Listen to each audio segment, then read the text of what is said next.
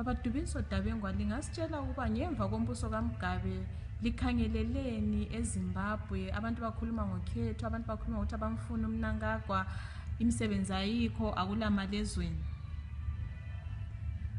Kunzima ukutsho ukuthi kambe okumele abantu bajulise kukho yikuphi ngaphandle kwalapha yena uMnangagwa njengoba ezaba ngupresident ezakutsho ukuthi udaba lolu lokuthuthukisa ilizwe lakithi ulubona njani, azimisele ukuthi ahlale phansi axoxe labanye, hayi abezana kuphela across the board,